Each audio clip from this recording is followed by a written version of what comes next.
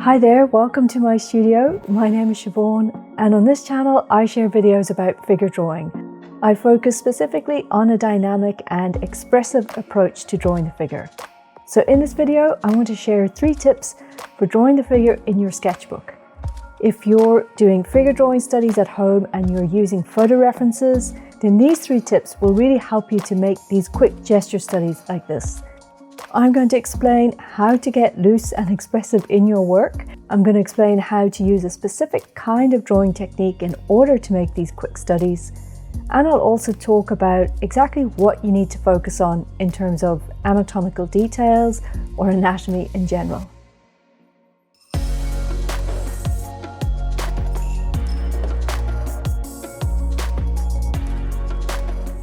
First up, if you're new to the channel, thank you so much for being here. Each week I share tips and techniques as well as sharing my own drawing process. So please like this video and definitely subscribe here so that we can stay in touch. The link to the poses that I'm drawing is going to be in the description below. So check that out, click on that link and pull it up and draw along with me if you can. The beauty of working in a sketchbook is that it's a purely personal practice. You don't have to share it with anybody. You can use your sketchbooks as a place to develop your own drawing skills without being too precious about the outcome. The drawings that I did in this session are very loose. They're not finished drawings by any means. But the whole point of this kind of exercise or this practice is simply to have spent time drawing. It's not about having a perfect end product. So with that in mind, my first tip is don't be too precious about how your drawings look. I know this tip is kind of obvious, but I feel like we're all guilty of, trying to make nice, finished, pretty drawings in our sketchbooks, when in fact you should be using your sketchbooks as a place to experiment. And that means allowing yourself to draw what you might think are ugly drawings, or what you might even consider to be bad drawings. So take the pressure off yourself for a while and just use a block of time like 10 or 20 minutes to draw creatively instead of drawing accurately. Looking at a blank page can be daunting, and I know how frustrating it is to start a drawing and then halfway through, realize it's not working. I've got plenty of sketchbooks filled with pages like that.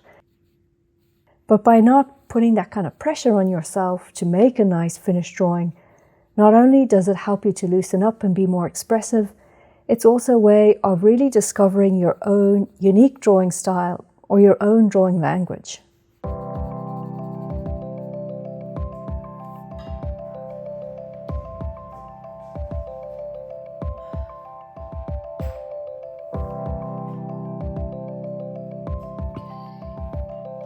And on a more sort of immediate level, what you want to do really is to set yourself up to draw consistently.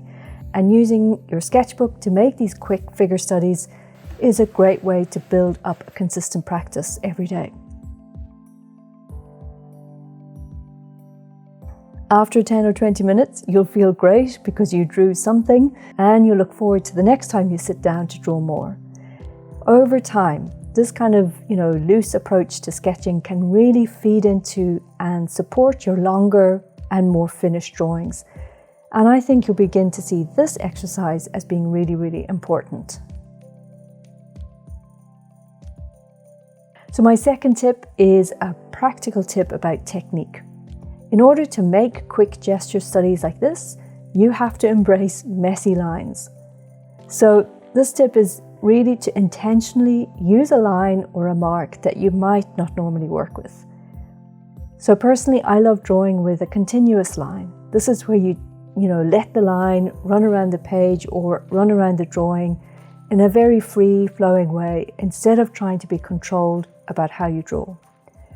One version of this exercise or this technique is to keep your pen or pencil in contact with the page throughout the drawing process. And that means that you will go over and back and around the same areas over and over again, but that's okay. I tend to use a searching line to try to figure out how the figure is tilting, where those angles are between the forms. And I also use the searching line to figure out proportions. You can think of it as like a loose map where you're plotting from one point to the next. It can be a really effective way of drawing.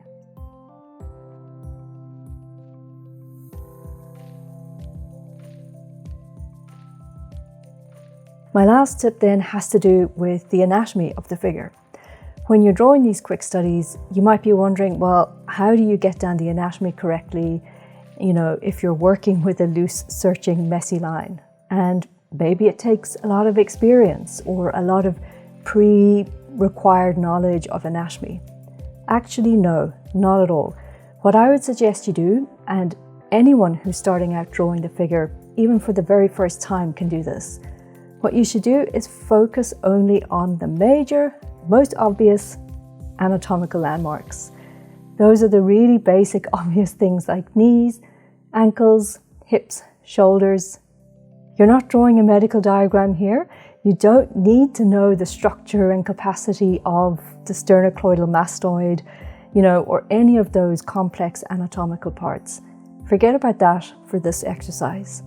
Being able to draw the tilt of the hips only requires you to know what hips are and where they are. So just look for the tilt of the hips, look for the angle of the shoulders, look for, the proportions between the knee and the ankles.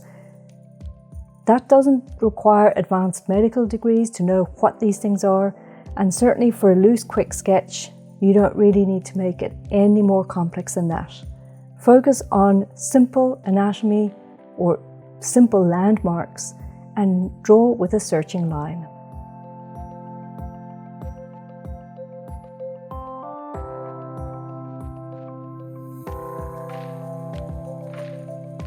So just 10 minutes of non-pressured, simple studies will really make a huge difference.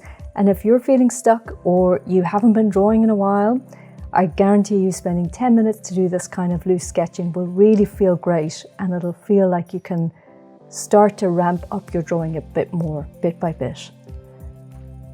So let me know in the comments if this makes sense to you, and I'd love to hear how you approach your sketchbook drawing. Do you use your sketchbook to make, quick gesture studies like this, or do you actually draw much more finished, more careful work in your sketchbook? Leave me a comment below and let me know.